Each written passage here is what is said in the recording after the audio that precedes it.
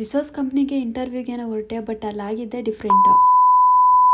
Hi hello ನಮಸ್ಕಾರ, welcome back to my mini vlog ಅಂತ ಹೇಳ್ತಾ ಇವತ್ತು ಬೆಳಗ್ಗೆ ಬೇಗ ಎದ್ದು ರೆಡಿ ಆಗಿಬಿಟ್ಟು 6:30ಗೆ ಮನೆ ಬಿಡೋ ಪರಿಸ್ಥಿತಿ ಬಂತು. ಏನಕ್ಕಪ್ಪ ಅಂತಂದರೆ ಇಂಟರ್ವ್ಯೂ ಅಟೆಂಡ್ ಮಾಡಬೇಕಾಗಿತ್ತು.